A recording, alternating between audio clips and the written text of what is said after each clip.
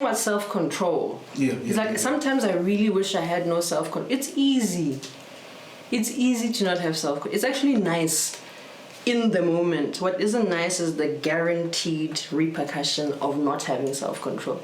All of those people that you just mentioned, they have voids, financial trouble, broken families. So it's easy to go to Sunday soccer. It's more difficult to go, I'm going to stay here in my house where this man has gone for Sunday soccer and raise these children. Yeah.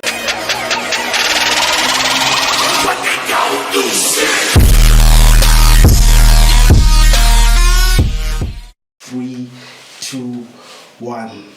Kelesitse. Hey, Jimisani. AKA Eternity. What up? Wagwan? Yeah, you good? You good, brother? I'm like, Good. you finally here. Yo, how long has it been, bruh? Like, a year and some months. where do I look, there or there?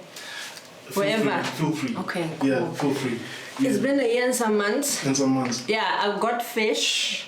Yeah. I didn't get my interview. Now you've fish and you've the interview. Yeah. I'm happy to be here, man. Thank you. No, you're welcome. You're most welcome. Yeah. And I was enjoying the conversations behind the scenes. Which ones? Which part? All of them. Man, It was a colorful. buffet. It was a buffet, so I was like selecting. It's a lovely space you have here, guys. It's a lovely space. Well done. It's awesome. Thank you. Yeah. We created it for creatives such as you. I can, man, like I'm You're free. not like in There's no pressure to be a free space. Yeah. Thanks. So what's happening? Nothing much, man. The poems we're writing. Yeah. Fresh from SA, you're performing recently. Yes. Oh man, I opened for Malay, guys. Oh, God is amazing. I opened for Malay at Untitled Basement, Kenny's spot in Braamfontein. Incredible artist, you know, and we're gonna work on a couple of things, but like, what a gig, hey. It was amazing. It was amazing. The time of my life. Yeah. What are you doing? Like you're doing like spoken word with singing? Yeah, so I opened her show with a poem. I mean, I'm a poet and a musician, but then it just depends on what the thing is. So I opened for her with a really amazing poem called Muluki. And her single just came out. It's called Muluki. And like, you know, songs that like shift atmospheres. It's one of the most amazing songs I've ever heard. But yeah, I opened with a poem called Muluki to an audience of just amazing, are they called patrons? Yeah. And it's always so refreshing when people receive you at your essence, you know, which is, unfortunately, I don't get a lot of that here. I don't get a lot of that at home.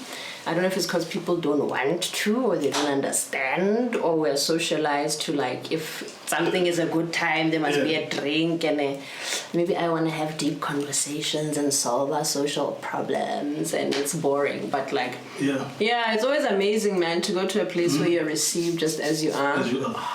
I was about to get there because I've noticed like you're much more accepted in South Africa as compared to Botswana. How sad. I know the reason though. What's the reason?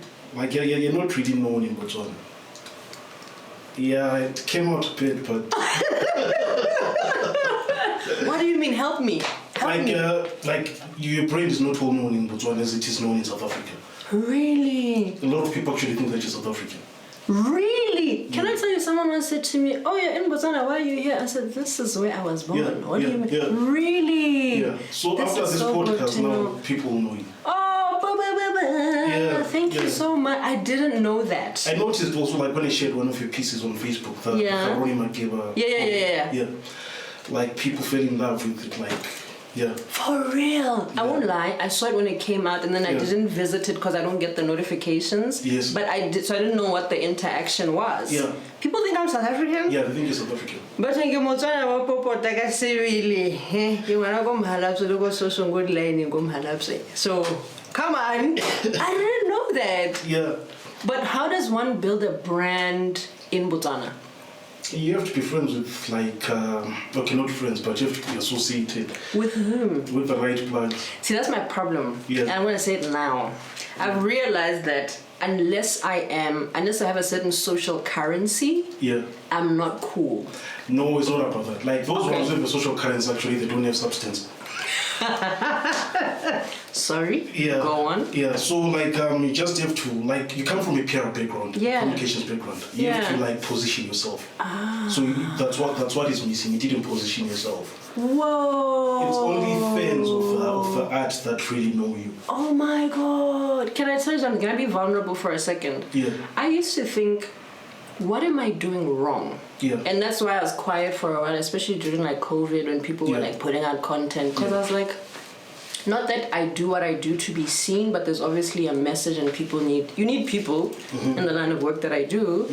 But I kept asking, what am I doing wrong?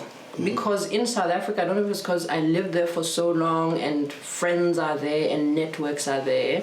I don't know if it's because it happened organically and that people receive art and creativity in a particular way. And maybe Rona, we are too far behind and there's no reason for that, you know?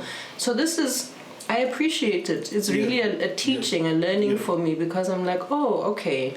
Because the last time that we properly saw it, the first and last time that we properly saw it was when you performed with Donald and Lucy.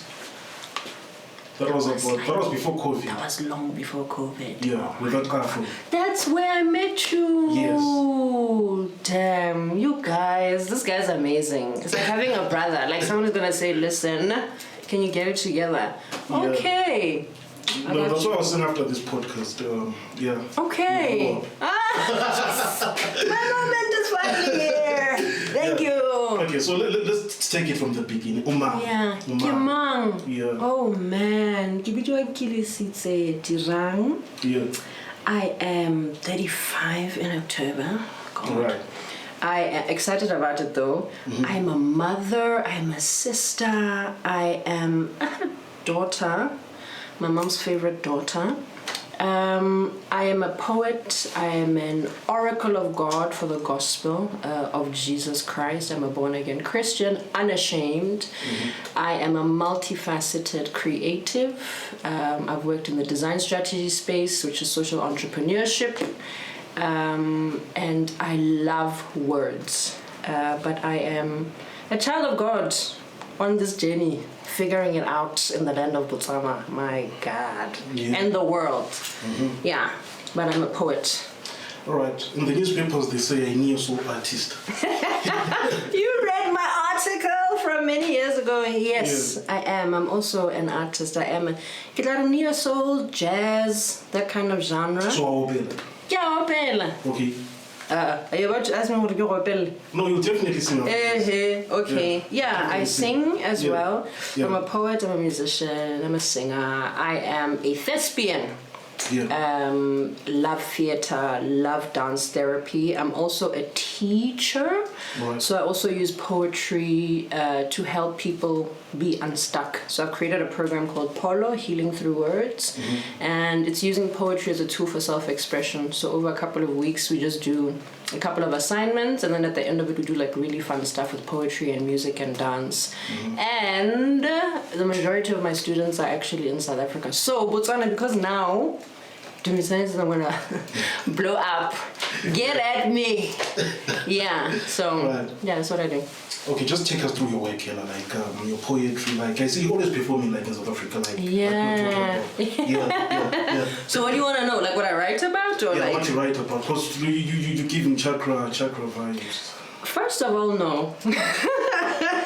Just because someone is calm doesn't mean they're a chakra han. Yeah. I am not a chakra han. I'm not a feminist. I'm not a Bogoto girl. No, I don't subscribe to those to that school of thought. But my poetry really, its source is about bringing to the fore the human experience, especially the African human experience, especially the Botswana's human experience. And the place I write from is a place where I realize that we have so many problems, so many pains, so many sweet spots that like tether our moral fiber as a people, and there's no space for dialogue. So for instance, I created the asset Kelesitse and Friends, which is my annual theatre showcase. I've had it at Molapo Showcase, Mighty Song, where else? A couple of other places,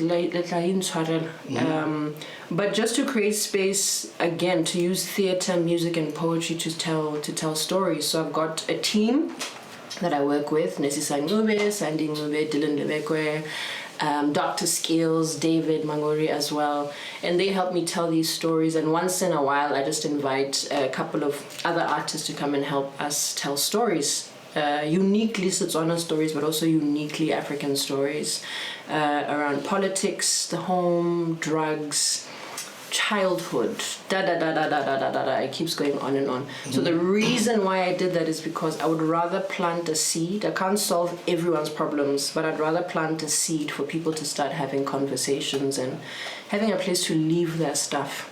So that's what I do. But why choose that path? It seems like it's a path which is also not well appreciated. Like, I mean, how many poetry sessions have you seen of late? Poetry sessions used to be a thing when I first started out. I mean, what was his name? Big Duke. Big Duke used to have a thing on Yarna FM. I can't remember what it's called. And I remember I left my house and I said to my dad, please can you get me a cab? I'll be back in an hour. Just to go and share poetry. I think I was 16. And the thing, like spoken word, just kind of dissipated. And I think it's also with the advent of like technology and, you know, people would rather be scrolling, their attention spans are shortened and all of that stuff. So that was also the point, like keeping the art of keeping storytelling alive. And it was really like heavy on my chest to get it out. And any artist knows that when you're supposed to get something out and you don't, it like you the sooner you get it out, the better, you know? A song, a film, a book, a poem, you know? So it's not a thing, but like, come on, guys, come to the poetry sessions. Maybe we need like someone like someone who's part of the poetry thing to be organizing. Someone like you. Like you should be benchmarking from your essay stuff and come in. Will you come? We're always there. Okay, you are. My bad. Yeah. What? Okay, actually, in the comments, tell me what you would like there. The last time I had wine, the people came. I had the breadcrumb, they made the food amazing. What more would you like? What I do have, though, coming up is a writing retreat. So poetry, writing, healing, that kind of stuff. So, but yeah, we'll do it. Let's do it. Poetic justice. If you wish. Yeah, actually, man, poetic justice. Yeah, yeah. So the reason I was saying giving chakra vibes is because I was listening to one of your poems, A Letter to South Africa. You sounded like an Amandla woman. Do you know what? Yeah. We live in a world where people will label you before they ask you who you are. Yeah. So I'm not offended, but also I love being able to correct somebody's false perception of me, and then they're like, oh, okay. A Letter to South Africa, I think, what was happening around the time? They were about to introduce like weird things into like school curriculum. There was xenophobia, there was this and that, and I'm sitting there in this country that like shows me so much love, but there's also this like dark, violent aspect of it, you know, where Botswana as a country, I was actually having this conversation with someone just this morning. We used to house, is the word house? We were a haven or a refuge for South African artists during apartheid when the police were looking for them.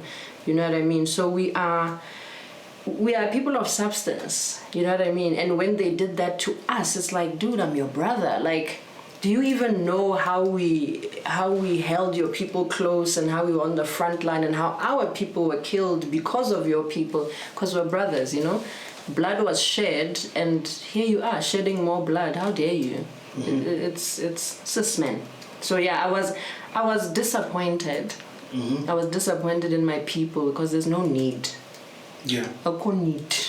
Yeah.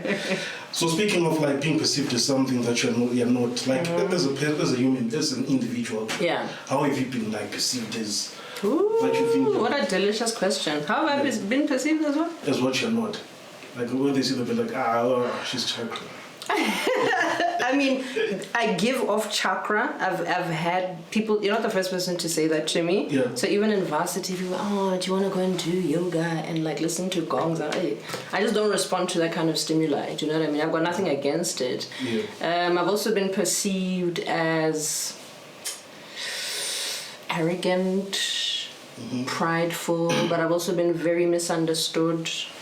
Just because I think as a woman in any culture, if you are not packaged a certain way, the assumption is that you are aggressive or abrasive, or if you have a voice, then... But it's like if Dumisani has a voice, he just has a voice. If I have a voice, I get called names. Do you know what I mean? So, but also being a poet and being an artist has helped me because I'm allowed to be a recluse. Yeah. You can call me something and I can go, whoa, I don't want to do that, you know? Yeah. So then I was like, which other artists went through that kind of thing, and how do I position myself as someone of value, never mind how people receive or perceive you? And I thought of like Sade. You know absolutely nothing about Sade. You only know that she's Nigerian. That part, for Sade I do, and then she's like an amazing musician. Do you know what I mean? Yeah. So being an artist also allows you to go, okay, this is what it is, but whether you misunderstand me, and for the sake of self-preservation, I'll just take a step back. So I've been misunderstood a lot, but I've been loved a lot.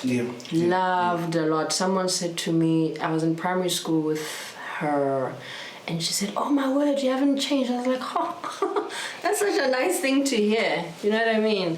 Misunderstood but loved, underappreciated, appreciated, and it's a part of it. Like, it's all right.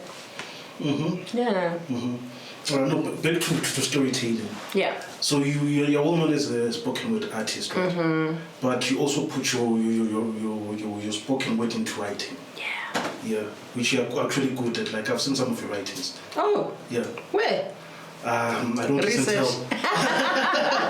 Yeah. So what's the question? The question is, you value storytelling. Yes. I read somewhere, by the way, saying that you used to, like, your brain used to tell you stories. Yes, my gran used to tell us stories, but there was especially a lady. We had a lady at Tusakula Ping, her name was Cynthia. Yeah. Cynthia would, at dinner time, and now that I'm a mom, I'm like, oh, she wanted us to eat.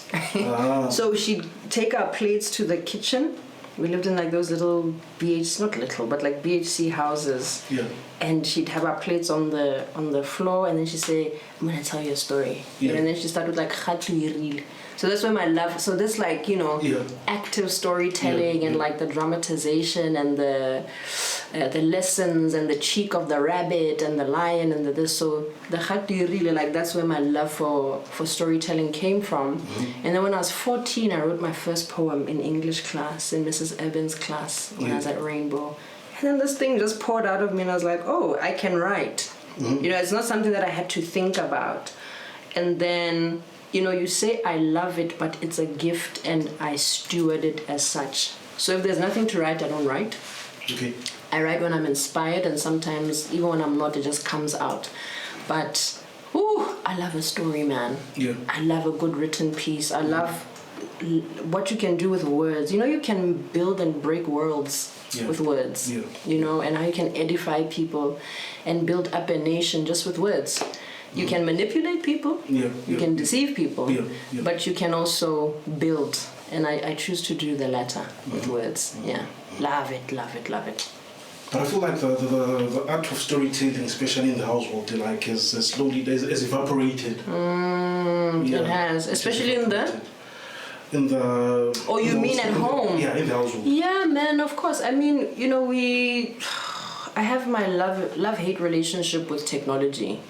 Sure, like, okay, AI and this and that, but right now, as a writer, someone can chat GTP, speak to a screen, and then in 3 seconds, they've got a story. Yeah. Thank God there are people who say, if I can tell that this thing was generated by AI, I'm going to reject your application or whatever.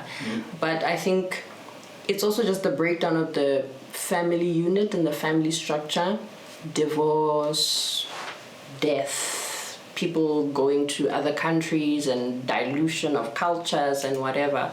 I think that has killed the art of storytelling. There is this one counselor once said, you know, you and your grandparents sandwich your parents. So you and your grandparents are the same, but your parents are so different. Like, this generation is so different. They went to school, finished on time, came home, got the house, got married, had the kids. There was kind of no challenge. But then they're sandwiched between these two people, or types, or two generations that understand compassion and love and struggle. And that's why our grandparents cover us now, when our parents don't understand us. But it's sad, man. It's sad, and that's also why I fight so hard for Kelesitse and Friends, and I work so hard for the poems, and whether it's a submission or a concept note or whatever. If some kid can see, even when I work with kids in schools, if a child can see that they have the power to build their world with words, then yeah, man, it's sad, but let's write the stories. Let's keep the art of storytelling alive. Do these millennium kids know about storytelling? Do they even know about sitting around the fire? These ones? Yeah. Of course not. The piano kids. No, of course they don't, and it's not their fault. You know what I mean? Yeah. They don't know the kind of storytelling that we had the privilege. They have a different kind, man. These kids tell stories with movement and dance and theater and dialogue. A kid can take a prompt from an airline and practice voiceover skills. You know what I mean? A kid can listen to a song and then stitch it to some a buntle modiselle or whatever and learn stuff. So their storytelling is different, but they're also bolder than we are. Okay.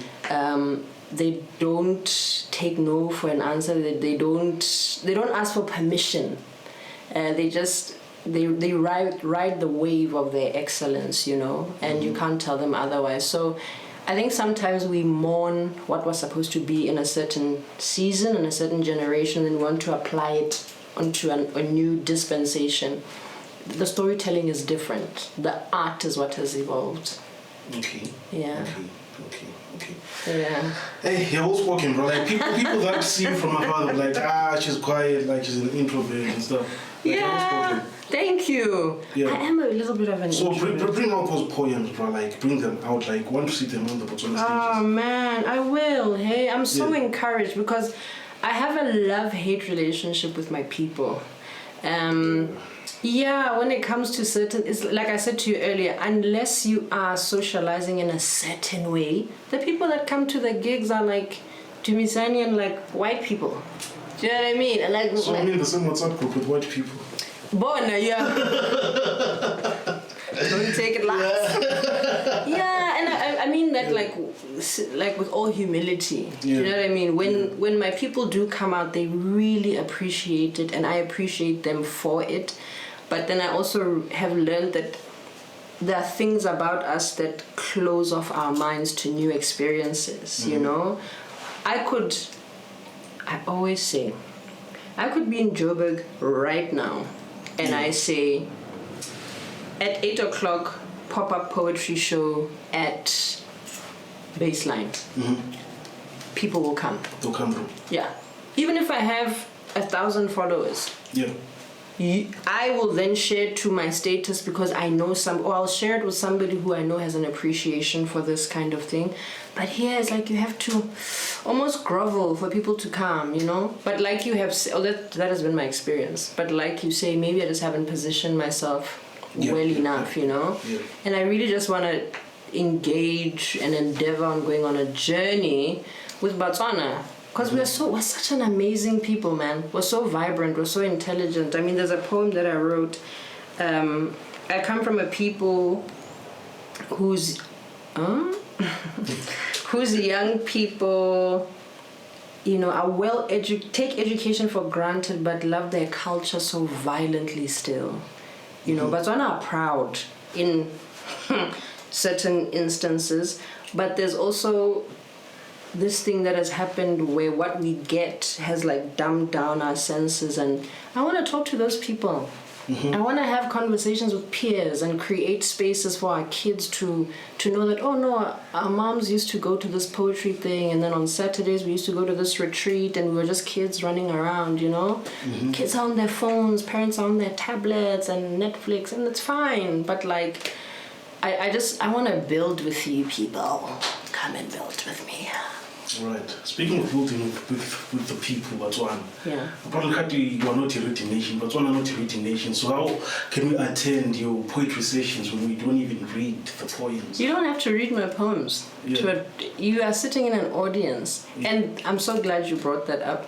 One of the khatwiri, the art of the muta and the lion and whatever. Yeah. It's a dramatization of parables. So Kelesitse and Friends is also anchored on that. That's why it's poetry, theatre, and music, because Batswana respond.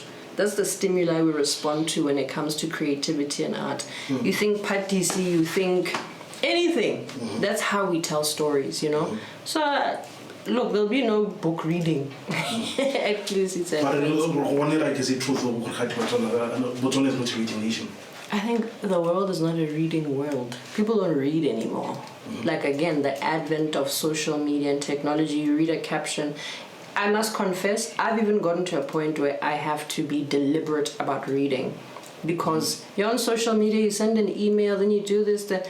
But then come the kids' homework, it's like, hey. You know what I mean? We don't read anymore. So, hey, guys, it's scary. It's scary that we've reached this point, but the world, we don't read. What's the outcome of this? What will be the outcome? Because there's AI also now. There's AI. We'll just become dumbed down vessels, vagabonds. You know, you think you have substance, but you're actually just regurgitating something that you saw somewhere. And you can even see it in the way people have socialized themselves. You can be around people with absolutely no substance. And you know where they say something, you're like, Dumisani said that. Yeah. Like, there's no original thought. Yeah. And that's scary. Yeah. So that's why also plugging polo into schools and into corporate, and to just give us as human beings a chance. Just to remember that your brain can have original thought, creative thinking. If you fall here, you don't condemn yourself. Look at where you fell and find the solution here. Do you know what I mean? So if you don't read, we're just going to become people with like oorklaps, and like we're going to be sick and grey and sad and morbid all the time. And what more of our kids, you know? So yeah, it's scary. It is scary, but let's read, man. Are you reading? I am. What are you currently reading? I'm currently reading, my Marangwani gave me the 5 a.m. Club. Oh. You're reading about the monk, the rich monk. I can't get through it. Bruh, I was the only one. I can't quite like break through. Like my mind, I'm like, okay, they're in the theater, and then the homeless guy, and then, ooh. Yeah, I tried reading that book. What happened? I just closed it. No, it's heavy. I'm not quite sure. Like I know why she gave it to me, but like, it's a lot. I guess you wake up late. That's one of the reasons why she. Yeah, I bought it because of that reason also. Is it? Yeah, and it never changed. Never changed. I'm a creative, I own my time, so you say 5 a.m. It's like, okay, yeah, sometimes, but like, easy. Not every time. Not every time, you know? Yeah. Sometimes. So I was reading that, and then the word, hey, I've recently just gone back to being intentional about reading the word. The Word of God. The Word of God. The Bible, just to like, for me, it opens up my mind, it opens up my heart. I write better, I hear better, I see better. I feel better when I read the word, when I just spend time with God in His word, with Him, and create that intimacy. So that's what I'm reading at the moment. What transpired you to go back home? Ooh, I realized that I was zero by myself. Yeah, I was angry at God. I was like, why would you let this happen? And then I was disappointed at God. What really happened? Like, if you don't mind talking about it. I do.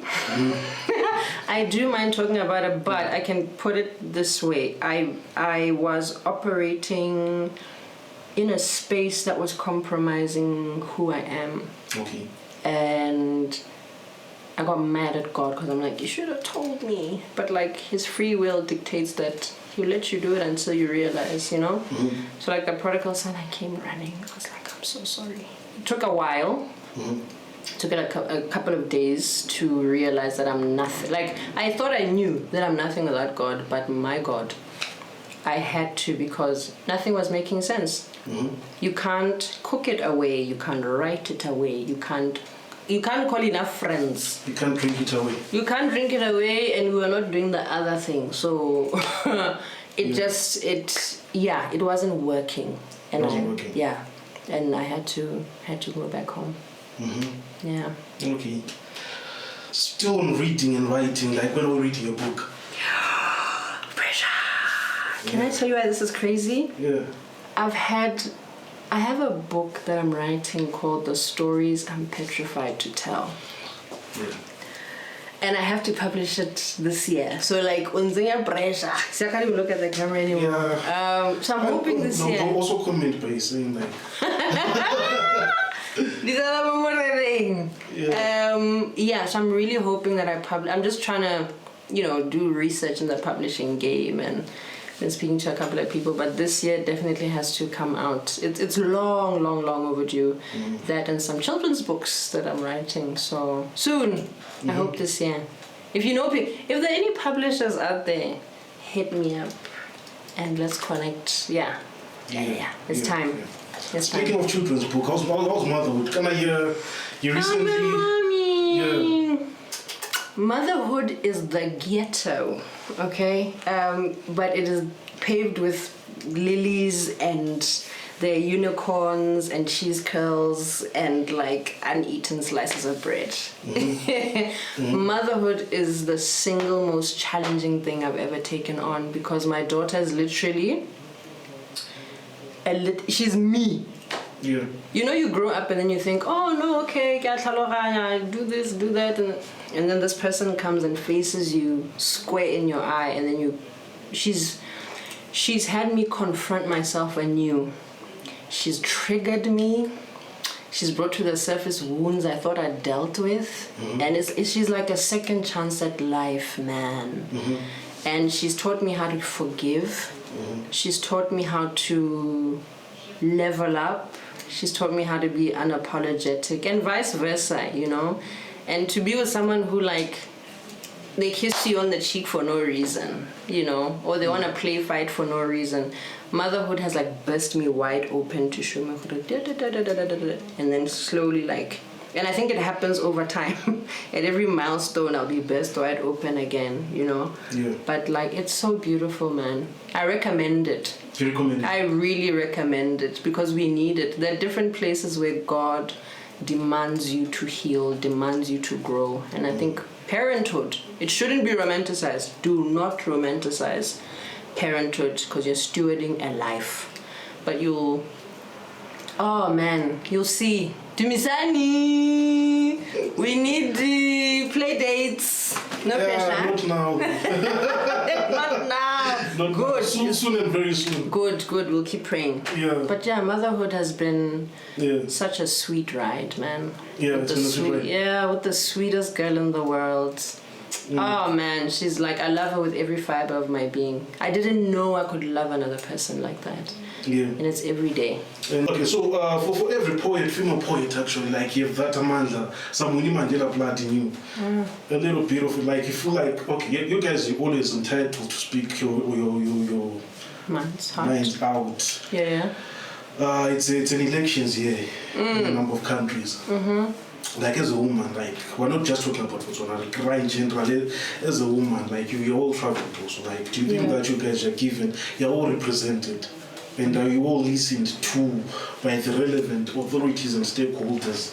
No. And I think that's because there are places where we thrive. Yeah. Women are better influencers than, and I say this with caution, leaders. In the biological, I can better influence a man into his soft and into his purpose than I can say, go there, do that. So I think culturally that's the lens that doesn't allow us to be heard. That's where I was going with that. It's getting better, but I think we must also just be grateful for the way it has evolved and the spaces that we have, that we actually do have, a voice. You have your Boholos, and you have the people who leave Botswana to go and be like great elsewhere. Got a couple of women who are from Botswana in the US right now, working for the UN and like policy making and da. But I don't think we are as well represented as we would like, and it's okay. It's all right. We are better influencers. Influence the kids, tend to the kids, tend to your husbands, tend to your family, so that the decisions that are made are premised on values and not just like what's trending. You know? Yeah. Someone was saying that if women are to take over the world, that will be the end of everything. Who said that? And why? Barayang. Apparently, like, first and foremost, women, you guys don't love each other, and secondly, you all have different opinions on everything. There's no value consensus when it's women in one room. Those are not my words, by the way. That's all right. Even if they were your words. Hey, they'll cancel me. This podcast guys, will have why are you so scared of being cancelled? I'm still trying to make $1 million. You can make $1 million as an uncancelled. There's 7 billion people on the earth. Yeah. You'll be fine. I'll be fine. Yeah. I get the sentiment because it is true. Women can be divisive. Unless we really are brought up or raised on the same values, and then even then there's like always cattiness, you know what I mean? That's what I'm saying, like it's balanced out if there's 1 or 2 women on the board. If there are 5 women in politics, that's fantastic because there's representation. Sometimes don't push too much, because then you ruin this thing, you know what I mean? I think the world might crumble because men need women and women need men, and there's a reason why God made it as such. And that's why men and women need to raise and steward children, or raise and steward a nation. If you're policy making for girls, you can't policy make as a man. For me, you don't know what it means to bear a child or have a period or not have this or not have that. The same way where I can empathize with you as a man, but to authentically at the cog solve for you, I'd be lying. So yeah, if it was just women, chaos, absolute and utter chaos, because we need each other. Men need women, women need men. For us, is that when it's only women involved, there's chaos? I think it's just the makeup. Women are chaotic, women are complex, and men balance that out. Testosterone balances out estrogen. Have you ever seen a woman who's loved well? She becomes putty. Yeah. So you can steer her chaos. Yeah. If you steer it well. Yeah. She blooms and then you bloom. The reason why women, or right now it may seem like everyone is defiant, is because there is no gentle stewarding of how women actually are. So now imagine a room of just women. Eventually, I'm not saying that it wouldn't work, I'm just saying that eventually, because we're so complex and emotional, we're nurturers, but you need to emote. We are stewards and of people, of lives, but we'd be emoting until tomorrow. What about the female leadership? Like let's say maybe president. Like, do you think they would come with that emotional? Now, this is me now challenging you. Will a female leader, president, like use their emotions to like rule and govern, manage the country? I don't think so, and that's not where I was falling. Or trying to land, and I'm glad you challenged it. A woman can be a leader. But she will lead differently to a man. So she might not lead with her emotions, but she will lead with her innate ability to influence. So a woman can make a bloody good president, a bloody good leader, a bloody good CEO, and we see it all the time. I was answering in lieu of the very specific question that you were asking me. The chaotic question. The chaotic question is that yes, it can get like that, but it doesn't mean there won't be solutions. And it doesn't mean that the 3rd woman from the 7th woman won't say, whoa, babes, just hold on.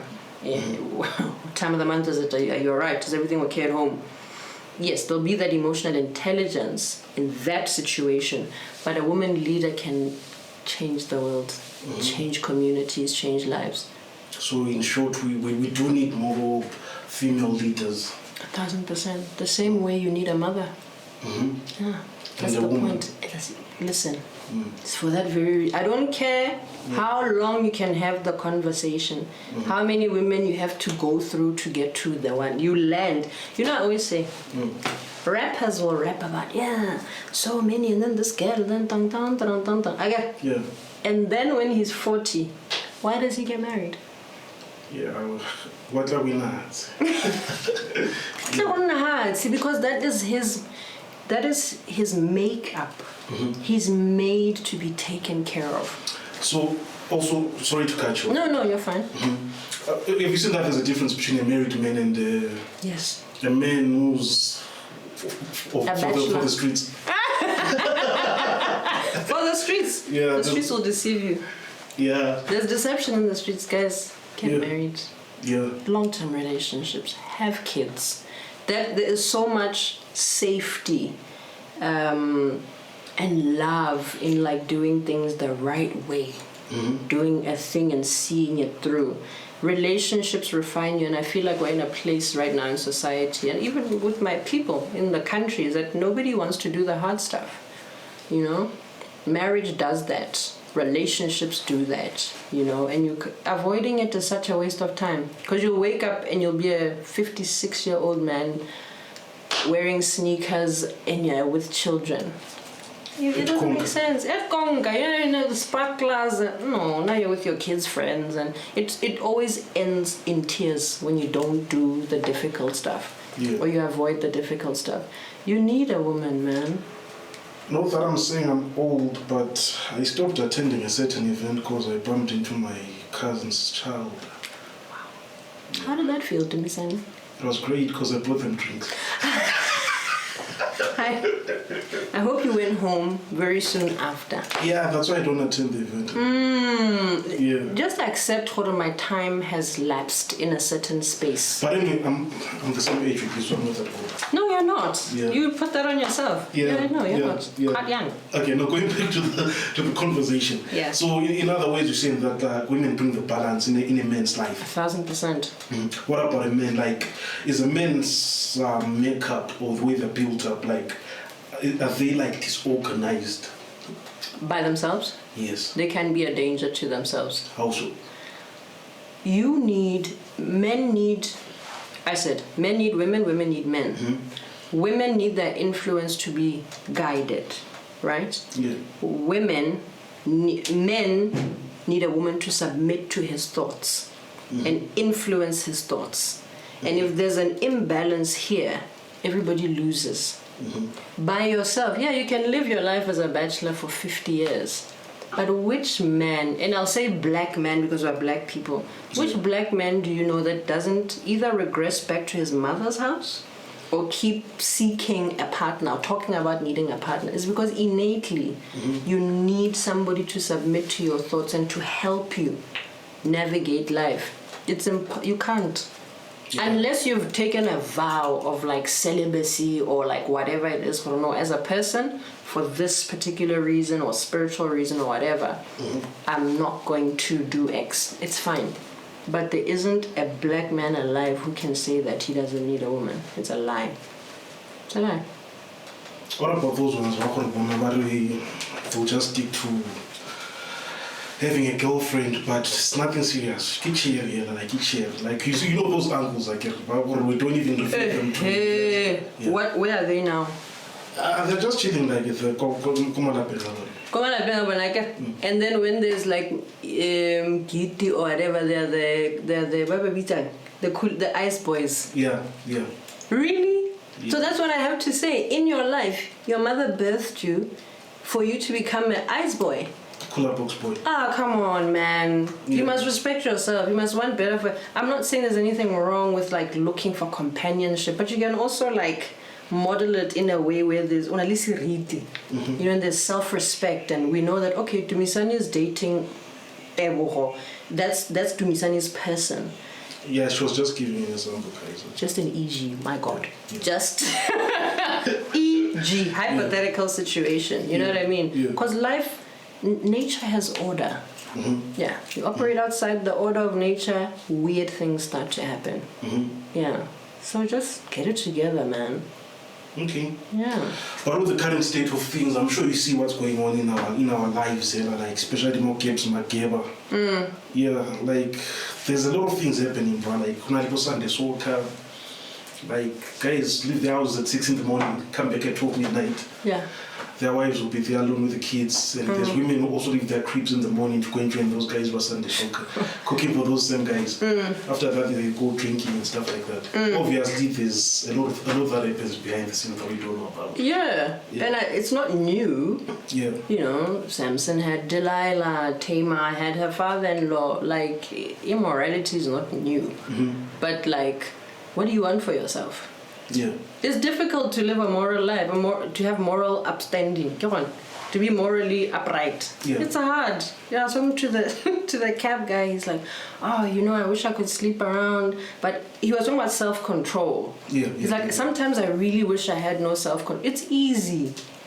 It's easy to not have self-control. It's actually nice in the moment. What isn't nice is the guaranteed repercussion of not having self-control.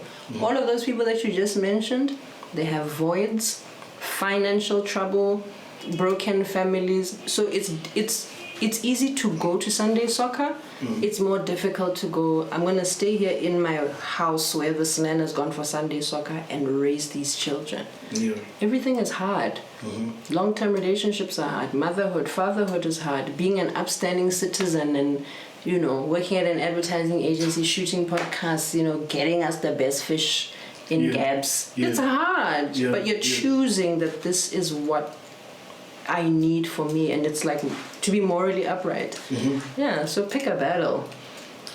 Yeah, ne? Yeah, there's repercussions for everyone. Do we know that there's repercussions though? Because the way that we're living our lives is too fast. We're moving on the fast lane. We're moving in the fast lane, and there's a lot of comparison.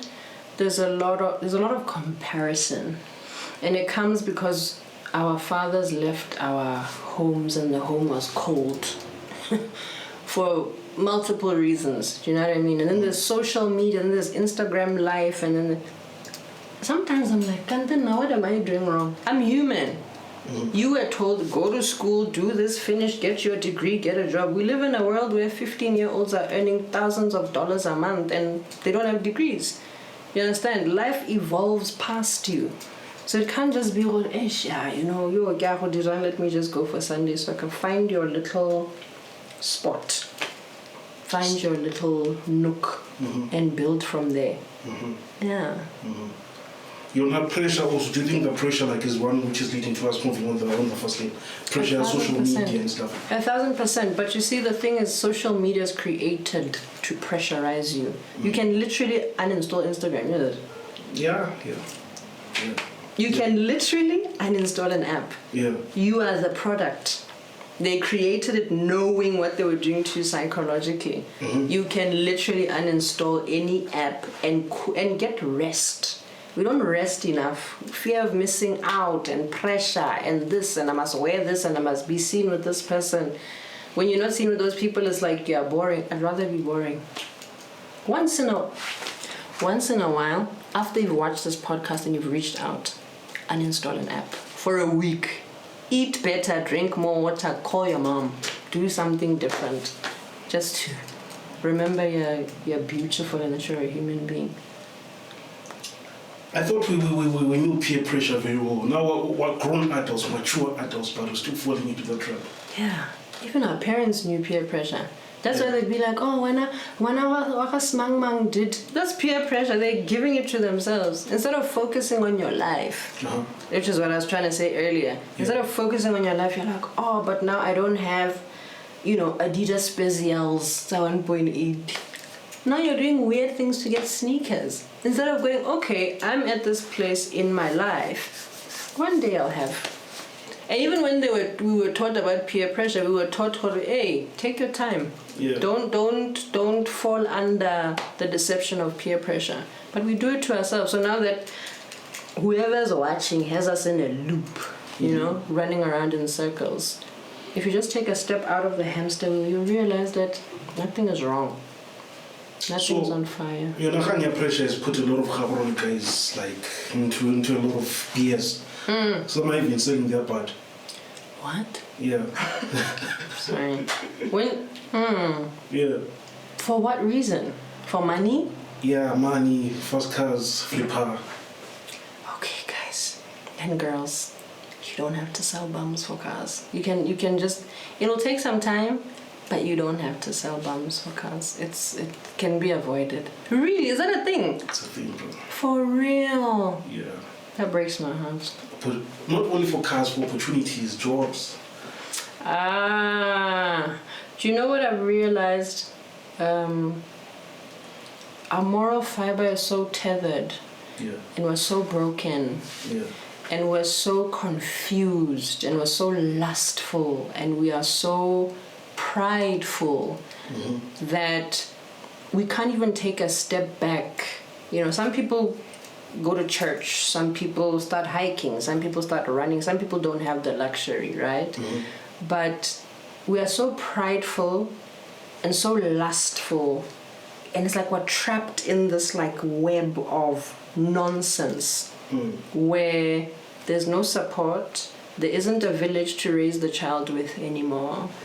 Electricity is through the roof. Everyone's got their problems. So the easier thing to do is to like bend it, maybe not like Beckham, and like get like 3K. That's painful, man. And it's actually painful.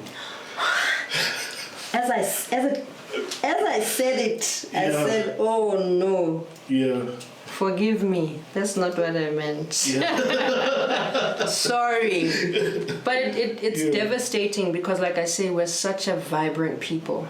Underneath the rubbish, we're such a beautiful, vibrant, interesting, funny, petty people. And I wish that we could like over-engineer that somehow. And again, that's where Kelesitse and Friends was birthed, you know? If I can just remind you of like the humor of, you know, the song we used to listen to, the radio jingle before the news, and Bomantwane and this and Lions Park, and the intonation and how we speak and how we love each other. If I can just do just one little thing through a poem or through a story to remind you that actually I'm allowed to take a step back. Yeah. There's more to life than like laying myself out for someone to abuse me for a morsel of bread. You know? You have to pause. I do? No, I mean like in life. Yes! You must. Yeah. You're meant to rest, believe it or not. Yeah. You are meant to rest. Do you understand? Like if you, God forbid, a friend of yours dies, they work in agency. The following Monday, there'll be somebody in their seat. Yep. Facts. The system disposes you like a brown nappy. Yeah. So what do you want for yourself? After the job, who is Dumisani? Yeah. After the photography, who is Dumisani? Like when you're by yourself, you know those first 5 seconds before you open your eyes in the morning? Who is that person? What does that person need? And if you can't face that person, you're in trouble. And if you can't pause to face that person, you're in deeper trouble. You're meant to rest. You're meant to take it easy. I'm not saying be irresponsible, obviously. Do you know how we rest in, like, okay, not how we, but how some people rest? How? There's alcoholism, like a serious level of alcoholism and drug abuse in the city. Yeah. Yeah, that's that type of resting. We're not bashing anyone, we're just having a conversation. No, even if you were. Even if you were bashing anyone, it's something that I realized when I came back from South Africa. I mean, South Africans love a good time. Yeah. But there are things to do. Yeah. You can be drinking in Tsitsikamma before you go bungee jumping, or drinking in Knysna, or drinking in Cape Town, or, you know, Walter Sisulu Botanical Gardens, whatever. But here, you have our shopping malls and people's homes. You're bound to be bored. You're bound to want to find something to do. And that's always been, again, another reason for like Paulo, Kelesitse and Friends, like to create spaces where people don't have to compromise themselves so much.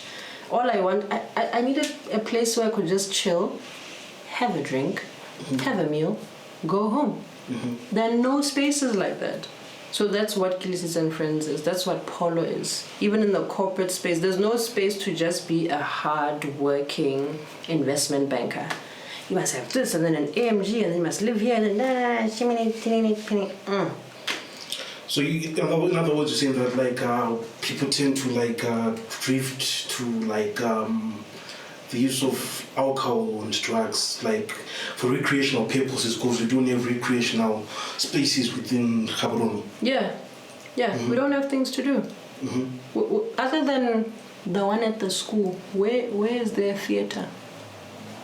Nah, there's the little theatre. Yeah. Okay. But we don't have things to do. Yeah. You don't have like a really nice park to take kids and have like a really nice picnic, you know? Unless you are of a certain LSM, you can't be vacationing all the time, you know? What about the middle class? Where do they go? The shopping center. What's at the shopping center? Alcohol, clothes. We're a consumerist people. We're consumerist nation, people. We just consume and consume, and that's because that's all we have. So we don't have recreational spaces, and we don't have things to do. We're bored, and bored children find things to do, and it's usually something they shouldn't be doing.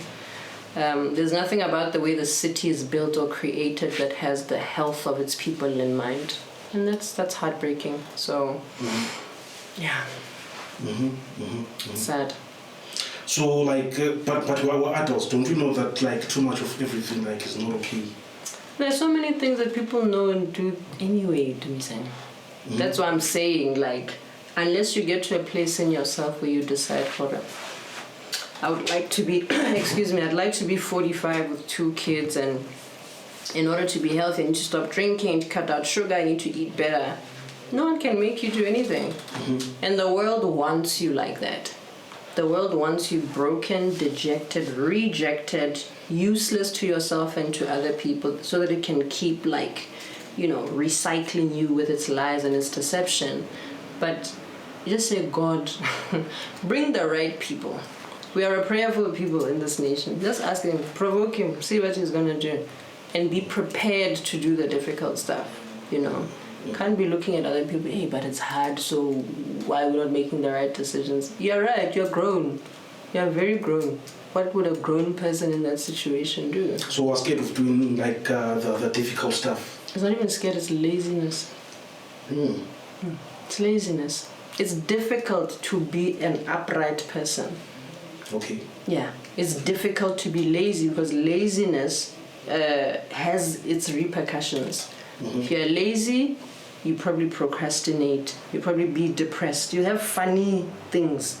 But if you're upright, you have to wake up early. You have to be disciplined. You have to consider other people. You have to be compassionate.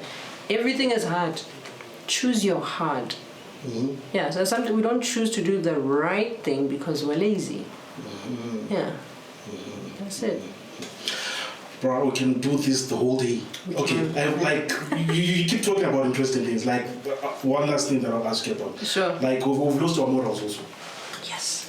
Like as people. Yeah. As people, we can see this through social media.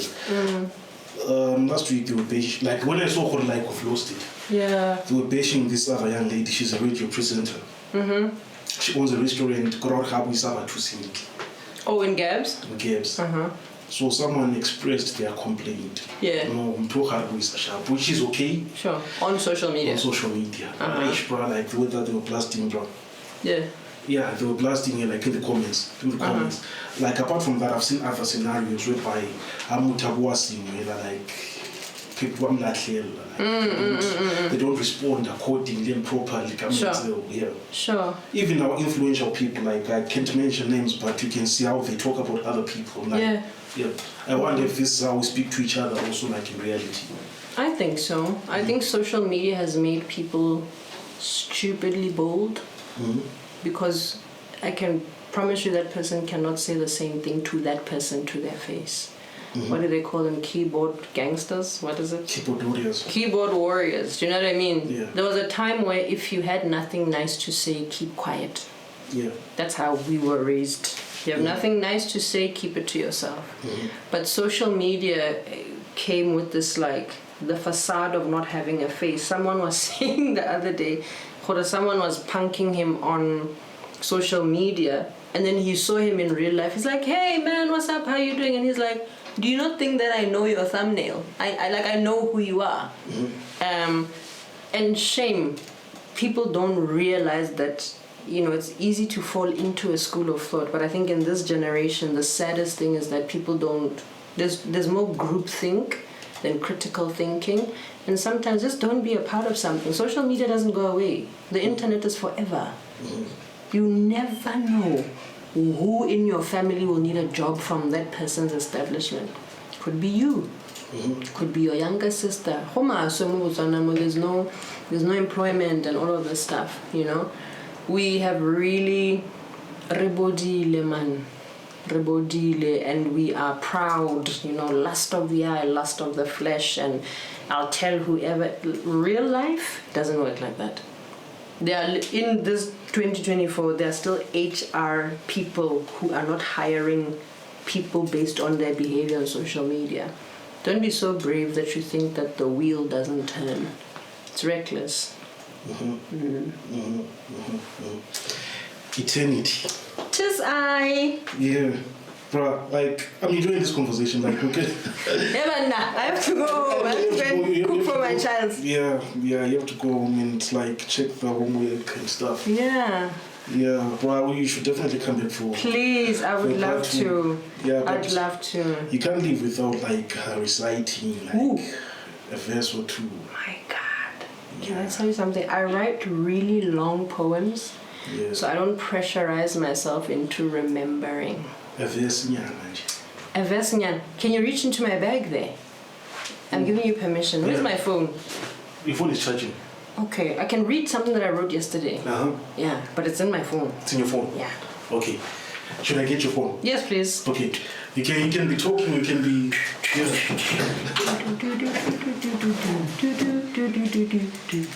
This is so much fun. I'm having the time of my life. Guys, if I started a podcast, would you watch? Would you like and subscribe? Welcome to my YouTube channel. Yeah. Tell me. Oh, okay. Yeah. It's a poem that I wrote for myself, actually. It's in Botswana. Very short. Yep. After that, you also drop us a song. On here? Yep. Oh my God. Yeah. Okay, it's called Taugadi. Yes.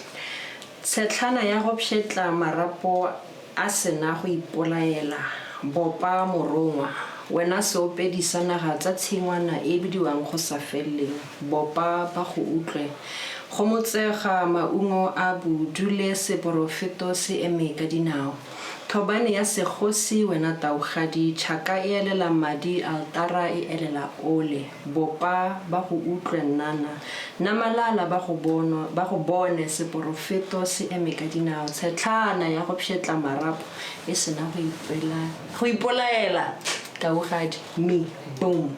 Yeah. That's the poem. You'll put subtitles if you want. Yeah. You should send types. I will. I can. Yeah. Also so that they hear the neo soul artist. Yeah. I wrote a song. Okay. Teach me how to fly. Show me how to soar. Show me how to swim against the tide. I wanna be next to you, Jesus. Spread my eagle wings.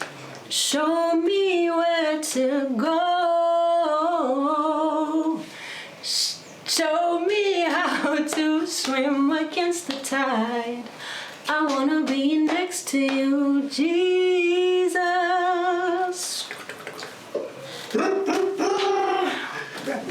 I shouldn't do that anymore. That's violent. Don't do that. Yes. Kelesitse. Yes, sir. Thank you for coming through to the 20th of the podcast. I'm so glad that you were persistent about us doing this. I've been looking forward to this. And this space is so important. Yeah. Thank you so much for keeping the creative's story alive. We appreciate you. May God keep you and strengthen you in everything that He needs you to do. And do it. Don't wait for us to approve. Yeah. Thank you for having me. No, thank you for coming through. Yeah. And I'm glad we didn't fight it like the scheduling and the rescheduling. I guess God's time is the right time. All the time. So the message will like to the right audience is Always. I appreciate you, man. Yeah, I appreciate you, bro. Thank you. Most importantly, because you support my other business. Like I love your money. The best bream fish. Yeah. Yeah, in the city. Free endorsement. Yeah.